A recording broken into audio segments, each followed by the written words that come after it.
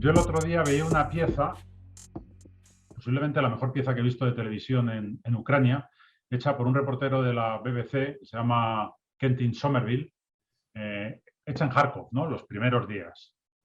Y la última parte era un hospital en el que se veía un niño en una situación, bueno, estaba con un respirador, la elegancia con la que estaba rodado esa secuencia te quita cualquier duda.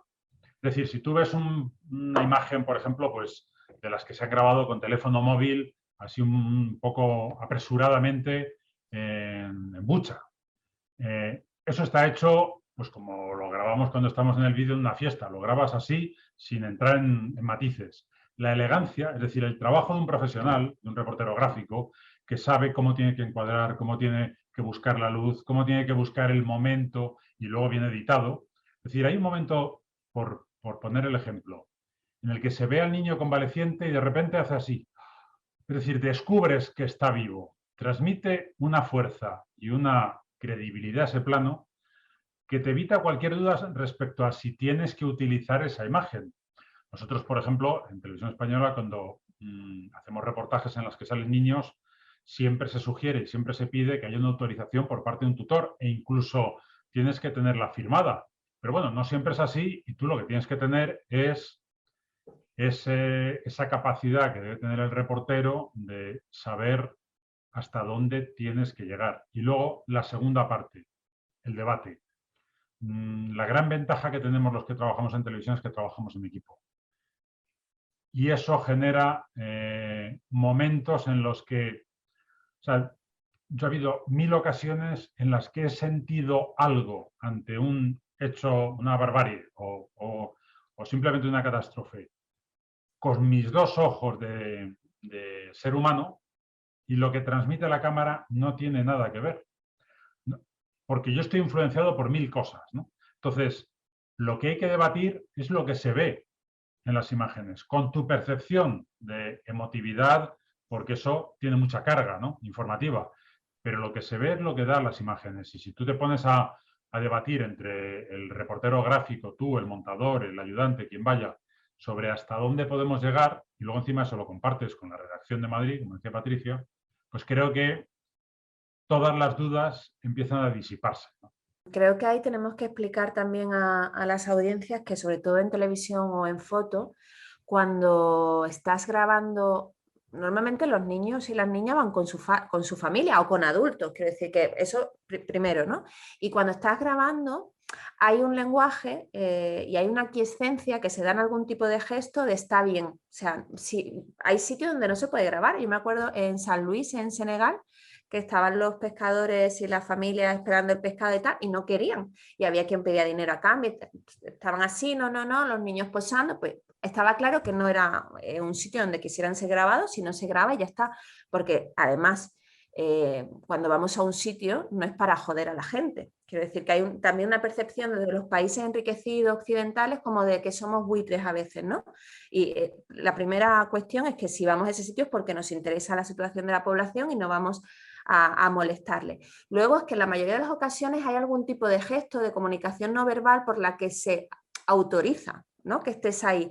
Y en la mayoría de las ocasiones es que se agradece en el sentido de que tomar testimonio, que haya un periodista o un equipo de periodistas, significa que esa situación se interpreta como que esa situación de injusticia por otras personas o por la comunidad internacional, por otras personas, es considerado que eso no debería de darse. Entonces, cuando llegas ahí, de alguna manera lo que le estás diciendo es tu dolor es ilegítimo, esto no debería de ocurrir y nos importa por eso, porque es injusto. Y ahí hay también un intercambio que no es de reparación judicial, pero en mi experiencia sí ha sido de, no de agradecimiento, gracias por venir aquí, oh periodista, ¿no?, que has llegado hasta este sitio, no, sino de alguien se interesa por mi dolor y por tanto mi dolor es real y eso es muy importante, sobre todo en contextos de impunidad.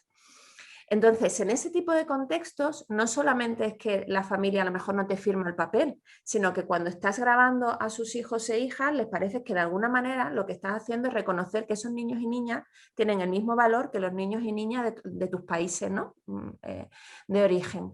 Eso por una parte. Y luego, yo en eso soy un poco, no sé, radical, pero mi memoria de los grandes crímenes de lesa humanidad, sobre todo del siglo XX, lógicamente, porque es cuando ha habido fotografía, son fotográficos. O sea, los negacionistas del Holocausto lo tendrían muchísimo más fácil si no hubiese fotografías de lo que ocurrió allí. Mi memoria de las hambrunas y además los rostros de cada sociedad, cuando en sociedades empobrecidas, se nota. Es decir, yo sé cómo era la Andalucía de los años 50 porque hay fotografías de eso, y no solamente de adultos, sino de niños y de niñas. Y por tanto, yo sé la injusticia y las políticas de expolio que se dio desde la dictadura franquista contra esta región, como contra cualquier otra, gracias a esa documentación gráfica. Y me aterra pensar que se está normalizando el pixelar los rostros de los niños y de las niñas con un supuesto afán de protección.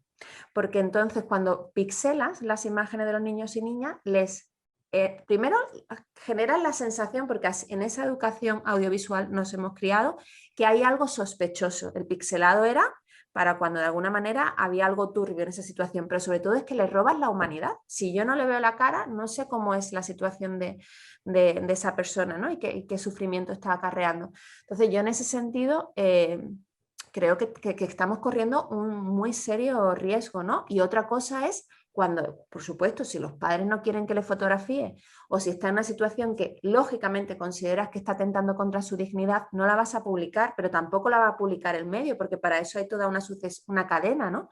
de profesionales que tienen un código ético. Pero dar por sentado que lo lógico es pixelarlo, a mí no me gusta. Pero y cuando me dicen, ¿no? Porque este debate está de, claro, pero la protección del menor, es decir, si se pixela, si es en tu país, por ejemplo en España, ¿no? Porque no puedes fotografiar a un menor. Es que yo tampoco lo haría. Es decir, no sé por qué estamos renunciando a la memoria gráfica, a la memoria audiovisual, a la memoria de nuestro país, por un afán de proteccionismo, cuando creo que el proteccionismo real es garantizar condiciones de vida dignas, oportunidades, servicios y derechos, ¿no? Servicios públicos de calidad, pero no, a mí no me roban la dignidad cuando me hacen una fotografía por la calle. Y desde los medios creo que además estamos fortaleciendo esta paranoia de cualquier persona que haga una fotografía en un parque es un pederasta, ¿no? Quiero decir que es que estamos llegando a una psicosis muy peligrosa, a la vez que todo el mundo se hace fotografías y las publica en cualquier sitio. Quiero decir que todo es muchísimo más dantesco. Entonces, yo soy de la opinión contraria, pero sé que cada vez somos menos.